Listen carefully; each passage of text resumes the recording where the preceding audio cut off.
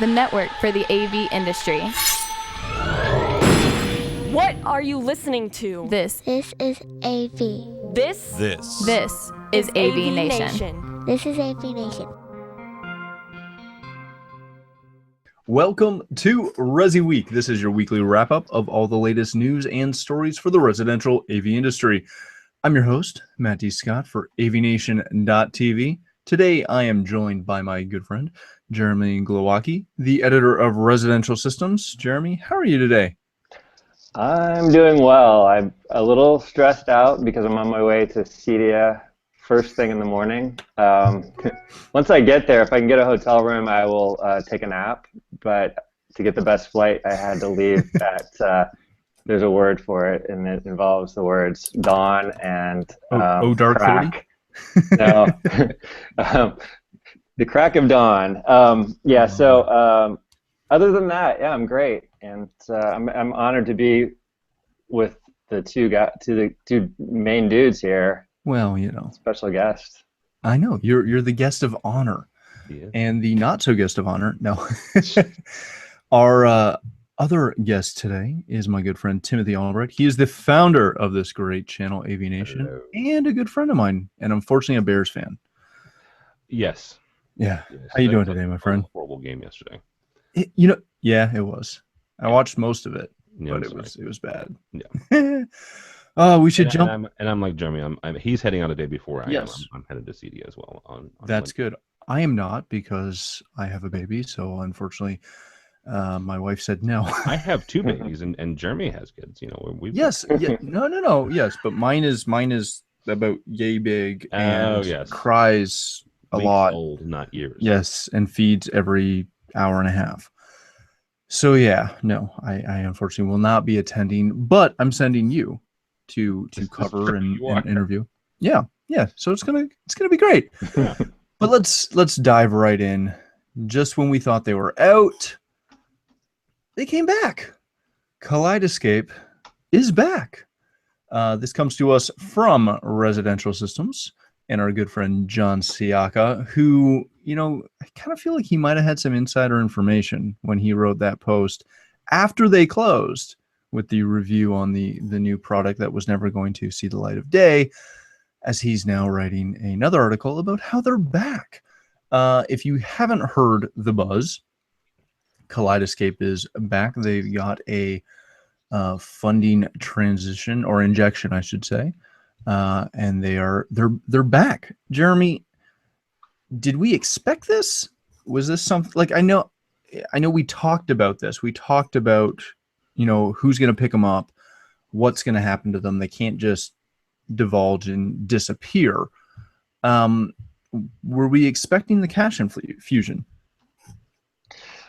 Yeah, I'm always it's kind of mystifying how all this works behind the scenes. I mean, there's a lot of big money out there. It's just a matter of whether people want to invest it in technologies that are very niche like this and focused just on the premium side. I think there was a lot of dreaming about them being acquired by a big name company of some sort. And I just think that it's just really so far from the mainstream as a product category because of the price point that whatever they got, which we don't have any inside information on that, who the investor or investors are, but they found that this was a very loyal customer base, that a product that needed to be maintained. Obviously, that was a minimum, just to keep those products out there in the field, continuing to work. But the fact that the people who are very wealthy, someone stepped up in that community apparently and said, I will help to bankroll this because I love this product. I mean, that's how I see it, but that could be completely false, and this is really a true investment company of some sort. But I just feel like the people that are clients of this product are the people that probably would be willing to invest in it and keep it going. And I think that their goal down the road is obviously a sub $1,000 offering, so it's going to be a more affordable product. But right now, it's what, $3,000 to start, and it's a pretty tough product to make a mainstream case for. as great as it is. It's really, really cool product. So Right. I don't know Now, if that answers the question so much as no, it does. yeah. Now, Tim, you and I were talking when this news broke and there was all the scuttlebutt about the injection, and I kind of said offhand that in my conspiracy theorist brain, the thing I love so much about the supposed cast injection was that potentially it was a bunch of Hollywood movie guys who went, seriously, my theater's now dead. No. Which is We kind can't. of what We Jeremy's saying. I know, and that's what I'm getting at. It was one of those. I kind of feel, and I have nothing to base this on other than pure speculation and storytelling. That it's a couple of big, Spielberg-esque type guys that are like, whoa. No. I want my system back. Here's some money. Make it happen. So it's gonna be Kaleidescape SKG. Yeah, pretty much. A subdivision of DreamWorks. DreamWorks. Are you expecting this to continue on as business as normal with this new injection, this new lease on life? Or do you see it the way Jeremy does, with a very strong push to get a product, something that can go to market that is affordable and affordable for maybe not the Best Buy crowd, but at least the CI crowd, where it becomes something as used as Apple TVs or whatever. That's a stretch. I mean, Apple TVs are $100, right? Right. You're not going. The Kaleidescape's not going to get there, and they shouldn't get there. I actually see the opposite of what Jeremy's saying is the group of people who put this money in, and let's all kind of agree, and we all may be wrong, but I think we all kind of agree that it's somewhere in Hollywood, a couple folks got together who got a lot of money and said, well, this can't happen. Right, my stuff doesn't work, my neighbor's stuff doesn't work, I want to be able to show this stuff. Anytime you bring in new money, which means new influence and new direction, you're going to have some sort of shift and some sort of change. I don't think that they're going to say, you know what, let's make this mass market, right? Let's make this sub 1,000. Let's make this sub 100. Let's bring it down to Apple TV. Mm-hmm. The $3,000 mark is something that they've played with. But let's be honest, their bread and butter, their big kahuna stuff is still up in the $25,000 and $30,000 plus. Those devices are not inexpensive. They are luxury items. It's kind of what I said a couple weeks ago. They should just own who they are. They're a luxury brand, so own it. Be Bentley, be Aston Martin. The fact that they've got money proves the fact that people with money want them around. So that's your market, right? Go with where your market is, and don't try to be something that you're not. Which I don't think that they're a mass market product. I could totally be wrong, but I honestly don't see them as a mass market. At what point, though, does that, with the industry being as small as it is, at what point does that become counterproductive? Because I feel like we've already seen them try to own that super high-end market and obviously not be able to sustain it. At what point do they need to, and this is for either one of you, at what point do they need to realize that they need to get more market penetration? And they're not necessarily going to do that when, let's be honest, you can go get a hacked Kodi box or an Apple TV or anything like that and get you can run a Plex server and get a really nice, and I'm not saying that they're grabbing, those guys that are running those systems are getting content legally or anything like that. I don't want to get into that argument. But from an interface standpoint, Plex looks really good at a free 99 download. At what point? Myth TV, for crying out loud. But I said, so did Myth TV. But that didn't go anywhere. I honestly think that, I still think that the market share is, to me, when it comes to luxury brands, is a misnomer. I think that is so much of a red herring, because your market share is skewed because you are a luxury brand.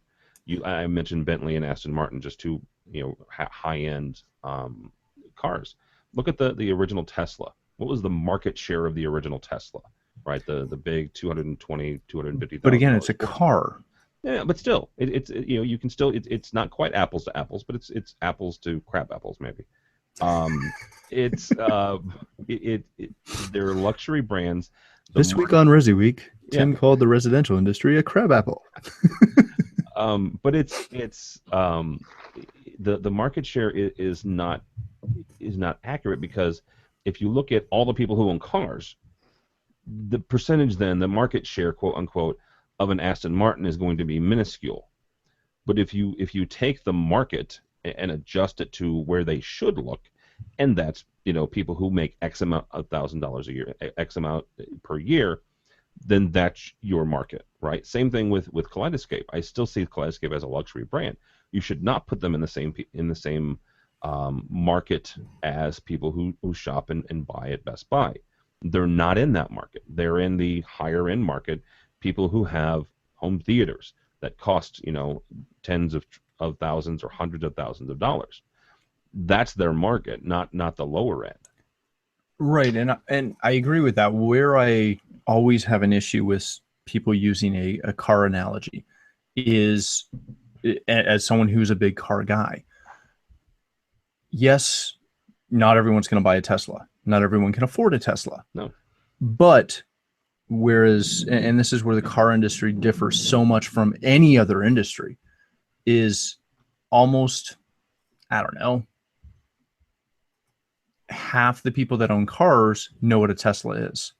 And they might aspire to get a car like that, or a Bentley, or whatever luxury brand item that is. Vehicles have that panache where everybody at some point in their life is probably going to own one. And a large majority of people, especially younger people, aspire to have certain cars. We don't have that many people that aspire to have their own personal dedicated theater in their house. It's such a much smaller market share.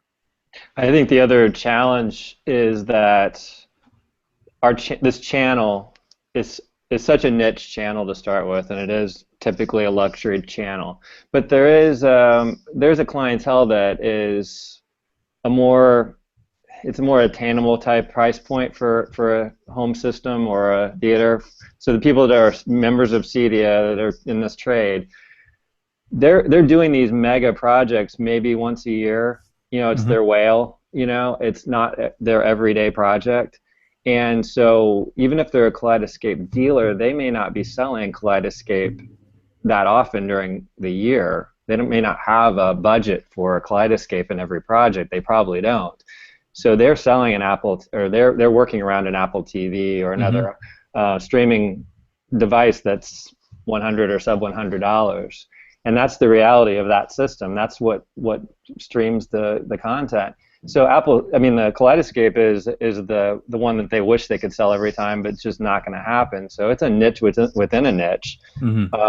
I think it needs to expand just within the channel, let alone like looking at the outside world. I think that's where that price point situation comes in. If you can sell Kaleidescape if you can make the case for you need to step up beyond Apple TV, and this is why, because you can put your collection together. And again, we're talking about boomers, probably people that still own a lot of media that they want to store or whatever it is. I think the world is changing, obviously, to a pure streaming world, and that's where this Kaleidescape is probably they may have to get closer to the release date of movies too. More of a prima cinema type model, if that could happen. I just think that their limitations are within the channel itself. So well, and let me ask you this, Jimmy: do you think that if all three of us are right, and in our speculation, and that there is Hollywood money in here, is that a possibility where they do start? Either there are some systems where you can. They were testing. I think it was the last Spider-Man movie where you could purchase for $50 or $100 the movie that day, the day that it opened. You think something like that's possible with Kaleidescape, if we're right, and if there's Hollywood money in this?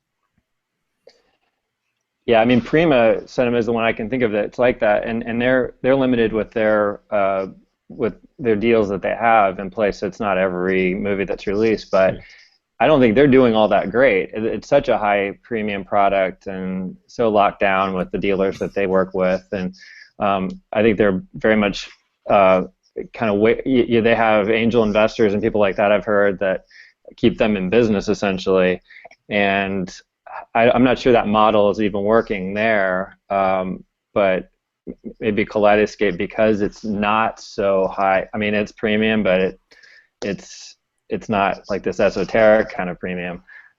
They might have a better chance at it. Maybe they do have that support. I don't know. I think that's just something that's out there being discussed. I'm not sure where it's going. And I think that's that whole side, is if they can, Kaleidescape that is, if they can get to a point where they are something that at least has the option of being on every spec for every system that's installed by CEDIA channel guys and girls. If it's something that can get as synonymous as, hey, we're going to throw a receiver on this, we're going to throw a Kaleidescape on this, the way we used to throw a Blu-ray on. I think that's where it gives them the power to stay consistent, stay relevant, and if they are able to work out some sort of deal with the major studios and with Hollywood, all the better, because people would pay for, like I know with my clients, probably half my clients would pay for a box that allows them to get something, even 2 weeks after a release date. They would be all over that, especially if it was $1,500, $1,000, or 1,000 US, 1,500 Canadian, whatever. They'd be all over it. But I think we can beat this one for quite a while, and we're going to follow it because it's a fun story. It's back from the dead. I like it. But let's move on to something else that I get excited about. Last week was the annual September Apple event held in San Fran at the Bill Graham Civic Auditorium, where we watched the iPhone 7 be released and also be touted a little bit ahead of time on Twitter with their first foray into Twitter that maybe was not so great when they announced some stuff ahead of the guys on stage doing it. So, what's new with this? They finally scrapped the 16 gig option, finally. They're, as usual, taking pre-orders last Friday and starting to ship on the 16th. But probably the two biggest things is the 7 Plus will have a dual camera on the back. That's going to give them a bunch of really, really cool photography options. But, and this is the one that's made the most rounds, it doesn't have a headphone jack. So, Jeremy, your headphones that you're wearing won't really work anymore at all. I know, but well, with the dongle, they will. Yes. Exactly, with a dongle they will. Yeah. I've actually, other than this application right here, I actually had to go dive into a drawer to get my old earbuds because, well, they're not earbuds. That's the new name. Wait, no, they're called earbuds. I keep wanting to call them earbuds. Which is, by the way, a Disney movie. No, Air Bud is a Disney movie. No. Yeah, Air Bud 1 and 2. But yeah. I mean, I like that they include the dongle with it so that you can kind of transition out of your old headphones. I've got some pretty nice in-ear headphones that when I want to wear them, that's going to be very important to have. But I've heard a lot about these new proprietary wireless headphones, these earbuds that they have there's some pretty cool features that I've been hearing about with those.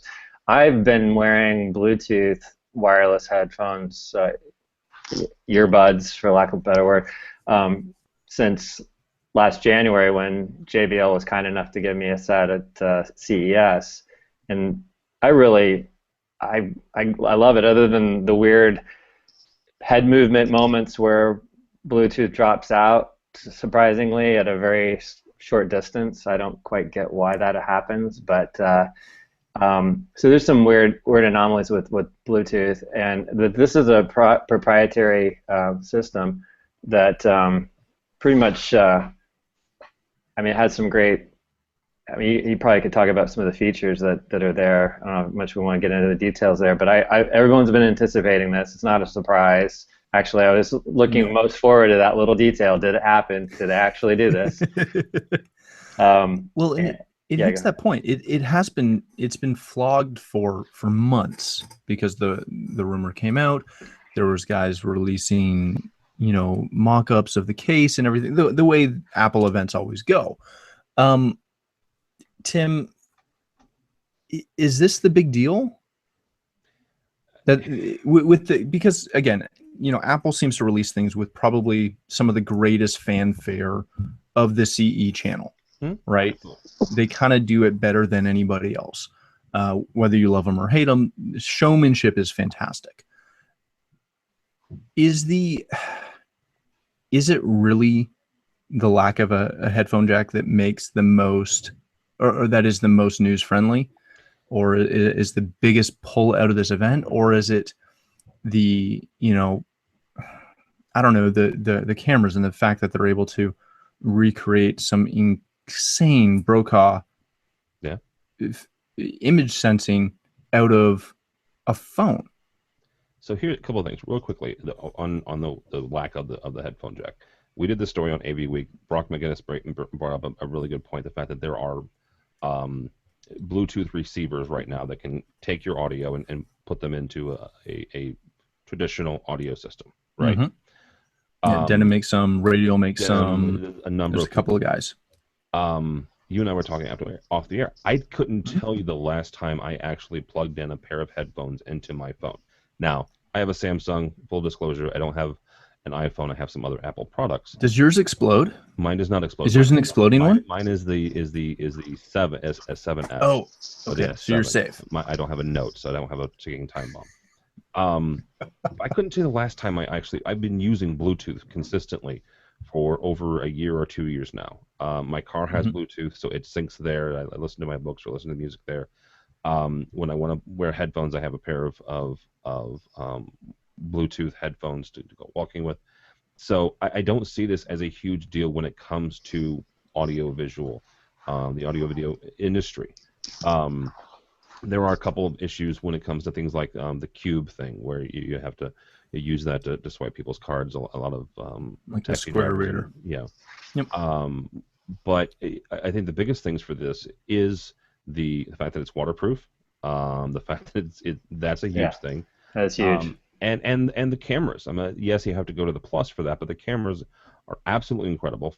People like us who create content for a living, that you look at the iPhone as a legitimate shooter, as a legitimate camera. Now, is it going to take the place of a Blackmagic or a Sony or a Canon DSLR? Probably not today. But you look at it, and I would be interested in bringing in a Canon and a Sony, and then bringing in an iPhone 7 and shooting the exact same thing, and compare them. I mean, the picture they were showing was phenomenal. You're right. Well, I will say this. I'm somebody who likes to dabble in photography a little bit, and obviously we create a ton of content here at AVNation, and we're using pro-grade cameras when we do that. At our show coverage and stuff like that, like CDA coming up. We've had discussions internally about, can we run and gun with an iPad, or can we run and gun with an iPhone? Because like for myself at home, I shoot with a Canon, and it's a crop sensor, but it's still a nice Canon. I've got a bunch of lenses for it. Half the photos I take of, projects we do, or my kids, half the time look better shot on my iPhone than they do on my full frame, or sorry, on my crop sensor, on my Canon. Some of the stuff we've shot at shows looks great on our big, C300s that we like to use. But we're shooting footage that is fairly similar when we're shooting the cool behind the scene shot of the photographer taking, or the videographer taking the interview. It's neck and neck. It's right there. They're doing so much with that. It'll be interesting to see where that goes. I think that phones have come to the point where they've almost killed the walk around camera, the point and shoot. Oh yeah, absolutely. They're just about dead. And yeah, the other thing that I think continually gets overlooked is when they went and killed the headphone jack. Yeah, that's going to be annoying. Yeah, people are going to be a little frustrated with it at times when they're buying another $40 dongle because they lost one. But the licensing that Apple's now going to get from their proprietary Lightning connection is through the roof. The one thing you can say that Apple maybe doesn't always put its users first. But it is a company and it's designed to make money. And by creating a system where you have to use a proprietary jack, and everyone who makes that jack, unless they're, counterfeiting in China, they have to pay a licensing fee. It is just another avenue for Apple to increase its massive cash holdings. Well, and I mean, not to make it sound like that was their so purpose. It'll be very where it goes. Last I heard, or last I saw, their pre-orders were fairly high. So it'll be interesting to see what's up. We've got just a few minutes left. Let's hit this last article real quick, if that works. And this comes to us from our own Jeremy Glowacki. He wrote this one, keeping up to date on IoT. In this article, he's talking about how IoT is a great thing, and consumers are starting to get all over it. But the consumers that are kind of looking for IoT aren't always realizing that there are experts and stuff in that field, because it's IoT. It's not really integrators all the time. Jeremy, you talked with Nikos. Am I saying that right? Right. Can you give us a little bit more background on why he started and developed this website? Yeah, this guy. Sometimes somebody just falls into your lap as far as a contact or a resource in this industry, and this is the case. Nikos is in Cyprus, an island near Greece, and he's an integrator, just like everybody you meet in this industry. Just a really good guy. I mean, not anybody different than anyone in the North American market. He happened to be very interested in making sure that he was following products in general. He just was trying to keep a database himself as an integrator to be able to answer client questions, decide what was best for him to sell and not to sell. And along the way, it became a lot more of these smart home DIY IoT type products.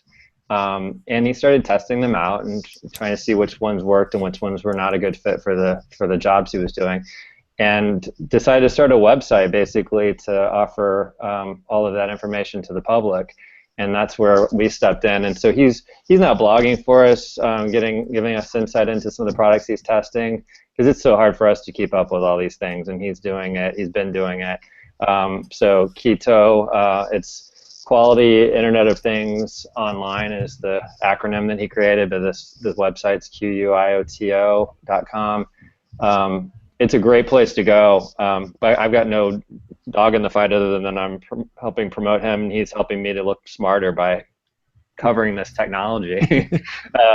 I wish I had a way to monetize what he's doing, and I think he's happy just to have the clicks right now. But really great insight into these products, and it goes from products that are well known like Lutron and Savant down to some really nichey little Internet of Things products that and the Winks, the Smart Things, cool stuff. And the quote that really caught my attention was, essentially the reason behind why he wanted to do this is because, during online searches, he says customers always find the DIY products first, but it's not fair because not everybody wants DIY. And that's such a big thing with IoT in this space, is that, yes, everyone can find all these DIY products, but especially for our clients, they want some of these IoT things, but very rarely do they actually want to install them themselves. And this is showing or helping clients find things that are integrator friendly and integrator based. So that's great. So definitely visit that site. Tim, I know you're a big IoT guy. Anything you see with this that gets you excited? No, I think the site's great, and Jeremy is right. A lot of times folks don't necessarily want the DIY stuff, but they want to know more about IoT.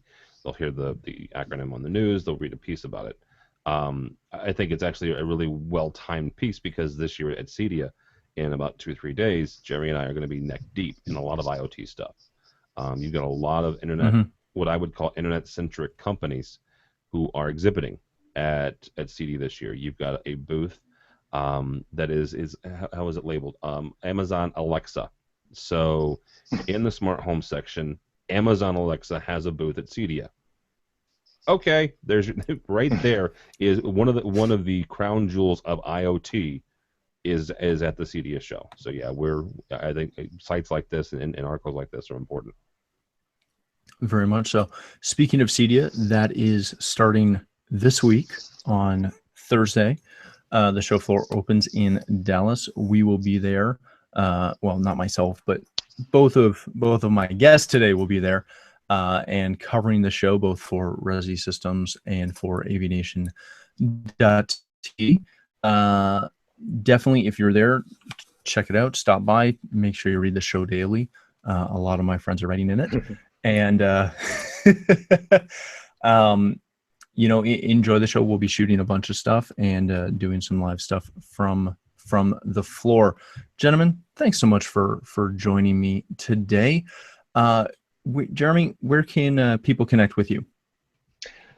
Well, read about us on residentialsystems.com. ResiSys is my handle on Resi Editor. I'm sorry, is my handle on Twitter, and just look for Residential Systems in the old media print version in your mailbox. Beautiful. Tim, thanks for joining me again today and for filling in, covering for me at CEDIA this year. Where can people find you? Well, like Jeremy, I'm going to be at CEDIA. We've got a couple things. We're going to have our tweet up, which is our networking event, on Thursday of the show back in the beer garden. So come by between 4 and 6 for free beverages and apparently a mechanical bull. So you brought in a mechanical bull? I did not bring the mechanical bull. There is a mechanical bull. Did there. Joe Whitaker bring the mechanical bull? I have no problem blaming. Or was it Dave Pettigo? Because both of them I hear are big. Something more Joe would do than Pettigo. Did you bring the Dallas Cowboy cheerleaders too? Is that your fault? No, don't start that. Dude, come on. But yeah, so we're gonna be there. But the website's the most important thing. If you want to follow me on Twitter, it's TD Tim David Albright. At this point in the season, I'm already complaining about the Bears. So. Yeah, exactly. Well, again, thank you so much for joining us. For myself, if you'd like to follow me, you can find me at Matt D. Scott on Twitter and pretty much every other social platform. But obviously, as Tim mentioned, more importantly, stop by the website, AVNation.tv. You'll find this show and a wide variety of other shows that cover all the other verticals that we follow.